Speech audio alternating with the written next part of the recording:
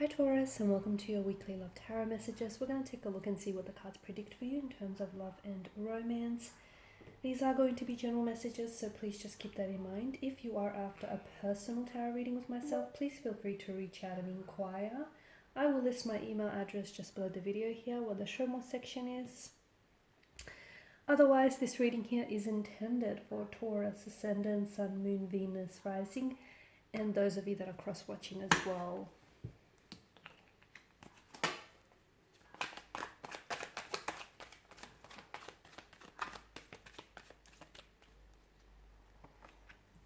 Okay.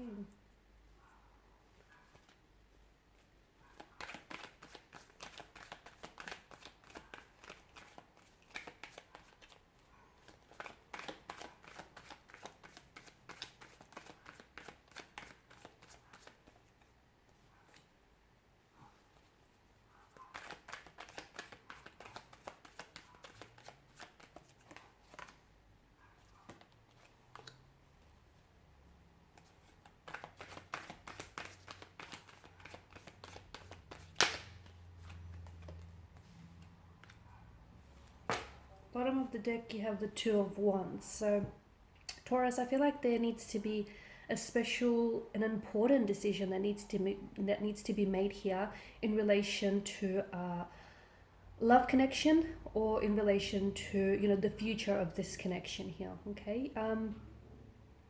Both the decisions I feel like have pros and cons, and either choice or decision that you'll end up committing to, just be mindful that you're also committing to the ramifications of that decision here. The Six of Swords below the Two of Wands here.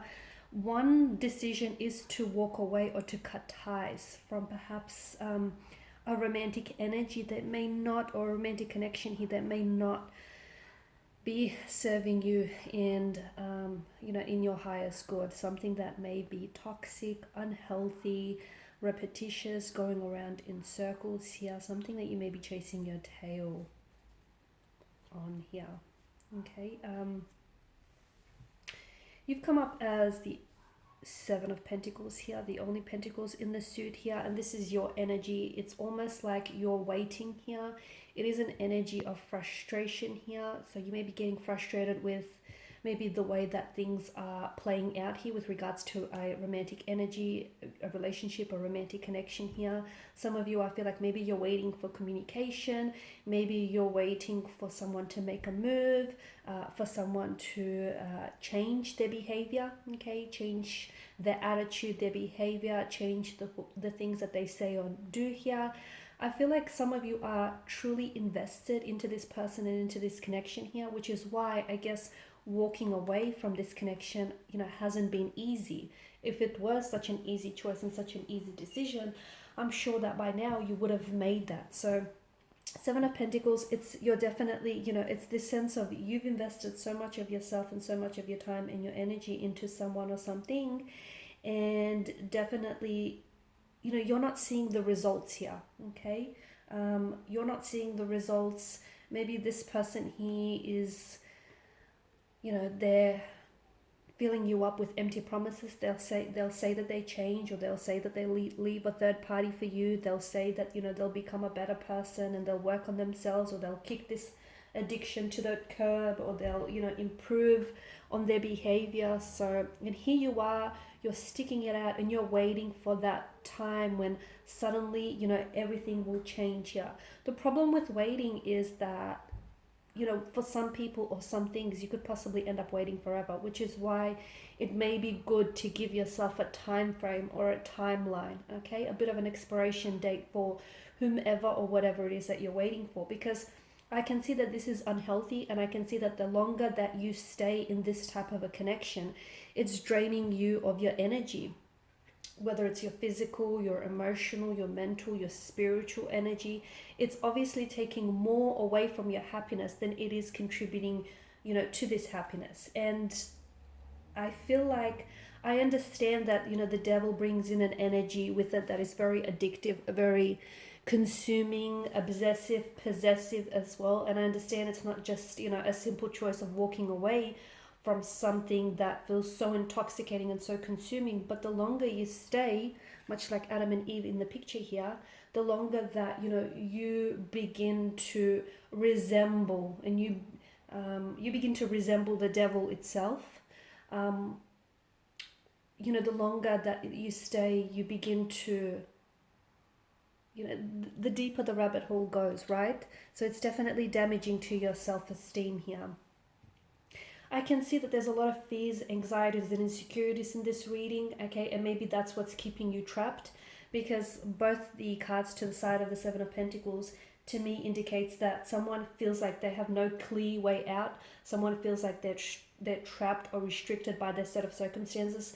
Someone, unfortunately, is allowing for maybe their insecurities, their flaws, their fears, their anxieties here to dictate their action, okay? And what's it doing is it's keeping them paralyzed. It's keeping them immobilized because they're scared to make a move.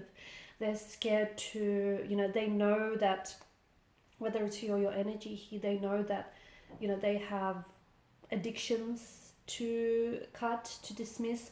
They know that, you know, they have to improve themselves. They have to do some inner work. They have to do some healing here. They have to confront some pain, some insecurities, okay? But this person is not ready. They're not ready to do it. So they may acknowledge it, okay? They may not necessarily be in denial about it, and I guess that's a good thing. But I feel like they're either too far gone, they're like in too deep here, or they just feel so helpless, okay? They just feel so helpless that they're allowing themselves to be consumed, you know? It's also a feeling of victimization as well. This person feels like things are happening to them rather than for them. Some of you, you may be in a third-party situation. You may be having a love affair here with someone who's already married or who's already committed. And despite you knowing that, you know, it's not the right thing to do, you can't pull away from this person. You know, you're drunk on their love, you're intoxicated, or, you know, vice versa here.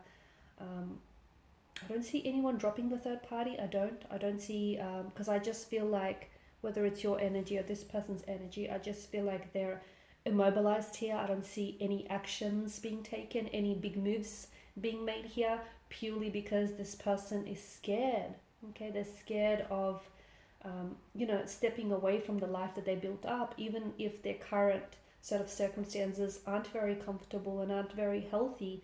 It's what they know. Even if it's painful or toxic, you know, those elements of pain and toxicity are essentially a sense of normality. Maybe this is someone who grew up in such an environment, but where pain, toxicity, you know, abuse, emotional, physical, or mental, was always present. And to them, it's just sort of been embedded here, okay? They're sort of just being conditioned to accept that as a sense of normalcy. So this is the other reason why I feel like someone here is having such a hard time moving away from something which clearly needs to be, you know,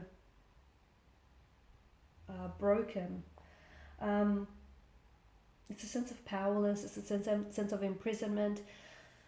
I feel like making a decision, okay, making a decision that is going to align with your highest good, that is going to put you in a much more healthier and happier place, is going to be probably one of the best things, if not the best things you'll ever do, okay? It's what's going to, I feel like what will really get you some forward momentum and some progress here is making that decision, committing to a decision and moving forward here, okay? Then taking some action towards that decision, because I feel like a lot of you want to manifest happiness. You want an ideal partnership. You want love, and you know, you want to love and you want to be loved in return. You want a happy, healthy home. And I see that some of you even want to help this person. And you're even, I mean, I feel like you've invested so much of your time and your energy into this person, or even into the past, similar relationships. I feel like for you, there's some sort of attraction towards birds with broken wings, okay? Because a part of you wants to nurse and care and nurture these type of souls here. But I feel like it's important for you to also understand that you can't go around rescuing other people, okay? As much as, you know, that would be ideal, sometimes people don't know that they need to be rescued. okay? And at the end of the day, you know, who's rescuing you? So as much as you want to help this person, I feel like they need to help themselves first and foremost, and it's a journey that they'll have to undertake in solitude, okay? Alright guys, and these are your messages. So thank you as always for watching and listening. Please show your support by liking, sharing, subscribing. For those of you interested in a personal reading, please feel free to connect. Otherwise, bye for now.